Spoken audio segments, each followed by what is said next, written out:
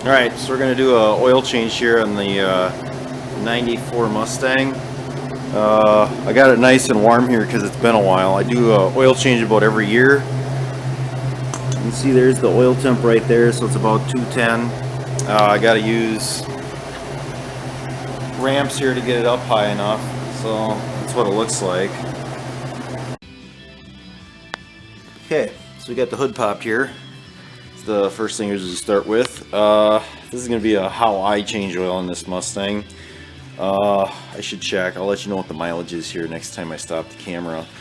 But it's once a year. It's probably nowhere near 3,000 miles. The oil I use is Motorcraft Synthetic Blend. It's 10W30. That's all I've ever used is the 1030 Motorcraft. I got it on top the intake here, which is getting very warm as this heats up, so the oil dumps easy. Here's the dipstick, we'll just pop that, and then oil fills over here, so that looks good. So there you go, that's this part of it. Alright, I just checked it, there's about 2,020 miles on this oil change. So, and last time it was done was about a year ago, or maybe even a little more than a year ago. Okay, so if you've never changed oil on an old 5-liter Mustang, or I think any Ford 5-liter, and old Grand Marquis and stuff are the same as well, you got two oil plugs because this oil pan is saddled over this here. So the one I always start with is the one in back, and that one is right here. I believe it's a 16 millimeter. That's what I've always used, a 16. I know in the shop by Dad we'd always use it. He had a 16 and 18 combination wrench that was always by the oil cabinet because that's the size the Explorer was, and that was a 5-liter, same as the Grand Marquis. So it's just starting to drip here. Let me get the camera set down and refill.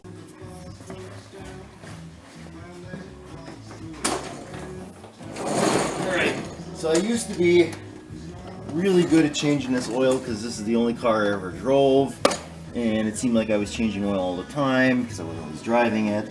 But now doing it once a year, you kind of like forget it, how to change it, and the little tricks that you do. For instance, I don't know how I'm dropping this oil plug without getting my hands covered in oil. And like I said, this oil is going to be a little warm because as I showed you, the temperature of this oil was what, 200 some degrees? Oh yeah, she's definitely warm. I don't know how I'm getting that out. I really don't. Woo! I don't think there's a way of doing it. I don't remember. Oh boy. Yeah, definitely warm. Not only that, but that oil plug's going right in the pan then, I can tell you that too. Oh god, that oil's hot. I like to get it nice and hot too, so if there is any condensation in the engine from sitting here all winter long and me running it a few times in the fall, god, that oil's hot. Alright, let's try this. Maybe this will work. Oh, it's close. Oh, look at that. Maybe we'll get her. Ooh, look at that trick, huh? It's like I almost know what I'm doing here. There it is. So that's the rear plug. That's going to hold the majority of the oil, and then I'll show you how to do the front one here in a second.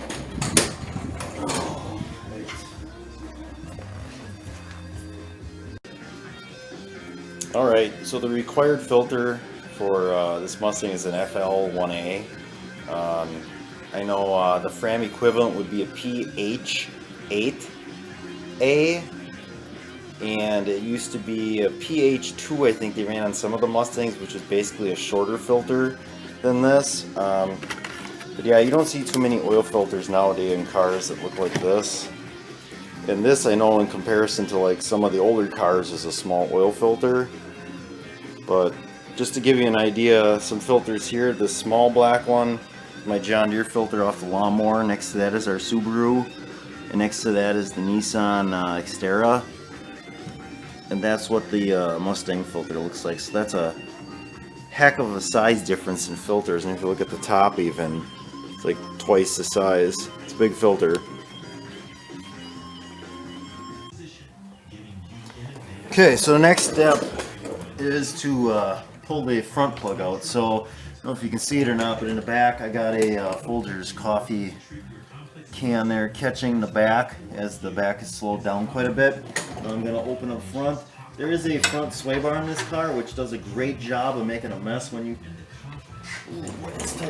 you drain the oil from this. So just be aware of that if you've never done it before. I don't think this was an issue on the Grand Marquis because I don't believe they had sway bars. I think it's just the Mustang that had these front sway bars like this right in the way, which is kind of a pain too to get the plug out. And I think only about, I think it's half a quart that's in the front of this pan. Yeah, it's going to, oh, that's hot, make a mess here. Yeah, there you go. And it's going to roll back a little bit. But the nice thing is once you get it just about drained out here, you can actually catch the filter with this catch because it's big enough. So I'm going to do that in a second. Let's see here. Yeah, I'll stop the camera. Okay, so you can probably just see the filter. Oh no, you can't. I don't know what happened there. There it is. You can just pick up a little bit of the filter there with the camera. It's right there. It's the white thing at the top of the screen. So I don't have a high production GoPro here. So I put a glove on, leather glove that'll hopefully prevent me from burning myself, even though that the finger's got a big hole in it, which feels really warm. And then also give me the traction I need to get this filter off that's been on over here, and it does not look like it's going to do either of the things as my hand is getting burnt and I can't get that loose. So I'm going to see if I can get a pliers on that thing and loosen it up first. Alright, so I got it loosened up. I took a channel on because I don't have a big oil filter wrench pliers. This in the pan. Alright. Oh, this does too a nice job of covering your car with oil. It does a good job of undercoating. Yep. It's leaking all over the place here. Try to catch all the spots. Kind of hard to tell with this car when it's leaking oil. Oops, because you got every oil change, this thing just makes a mess. So as I'm pulling the filter out, you have to squeeze it between the sway bar and the lower radiator hose. Woo! I should use a better pair of gloves. The filter is hot, boys. Woo! Man! Alright, I'm gonna quickly grab some paper towel here just to wipe off these few spots here. The other thing you'll notice now is that the back is starting to run. I don't know if you can see it or not. The back plug, and I don't know why, but as soon as you crack that filter off, it like releases whatever type of vacuum's in the engine, and you always get oil coming out the back, and it's usually about, I'd say about a pint that comes out the back. And that was always the thing when Dad showed me how to change oil in a car on the old Fords with the 5-liter. It was the same way. Every time you take the filter off, the back plug starts draining a bunch. So there's obviously something there that like lets go and then drains back into the back part of the pan. So that's that for now. Alright, so something I do with all my filters is I try to get at least some oil in the filter to kind of pre-lube it. And get it usually close to the top. And it kind of depends on where the location of the filter is. If you got too much angle, you don't want to put too much oil in because it's just going to run back out as you're putting it in.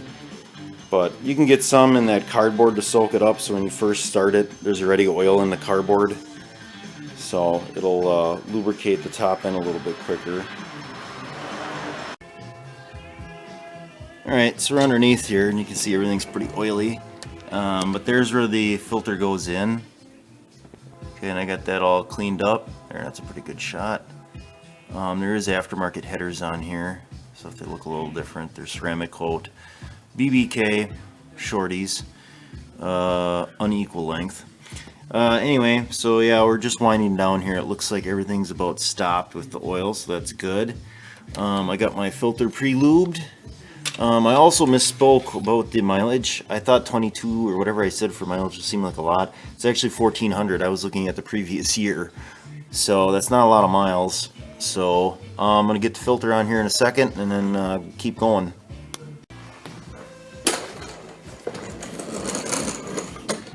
Alright, so we're going to put the filter on.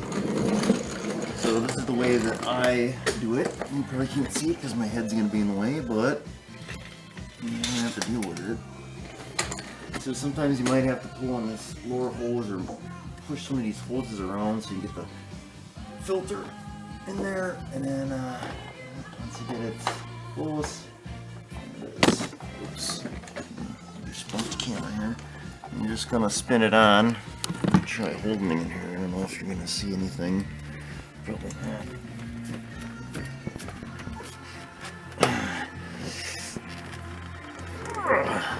That should be plenty good. Right. Okay, so I'm just going to dump the oil in here. I always use a filter. It does take 5 quarts. So, and it's 5 right on the nose. And like I said, it's 1030. You could probably run a 530, maybe get better gas mileage, but I only drive the car in summer, so I feel 1030 is a better weight to use anyway. It's gonna do this for a while. So yeah, I'm not gonna show you me dumping all these in. It'll take forever, so I'm gonna pause the camera and we'll get closer to the end of this thing here. Alright, so we got everything buttoned back up here again, dipstick back in, the oil fill cap is back on. Usually I try to do one thing a year to this car to kind of keep it running well. Last year I changed the antifreeze because that's been a while. Again, not a lot of miles, just a lot of time. Serpentine belt on here. This is the original belt, so this car's a 94. So is it 22 years, and then how many miles are on that? 59,000 miles. So again, not a lot of miles, but time, and it is showing some age. Tires too. I just noticed the tires in the back are starting to get there, so maybe I'll rotate those. Okay, so what I do here, I'm gonna release the e-brake, pull it out first. I'm gonna let it roll off these ramps. Probably will roll outside. There we go. Hopefully the kids don't have any bikes behind me here. Let it roll. I'm going to stop till it gets to some flat ground here, and we'll start it up. Where's the oil pressure gauge? It's on the other side here. So there's our oil pressure gauge right there in the bottom right corner. And we'll start it up here and see what happens. There should be an oil light somewhere too. There we go.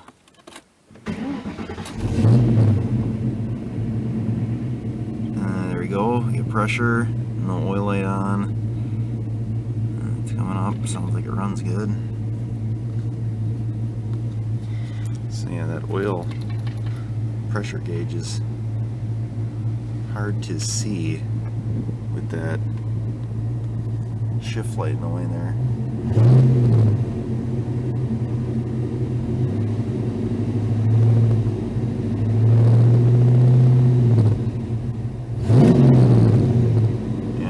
It's not a mechanical pressure gauge, it's electronic or whatever. So there it is. That's the oil change.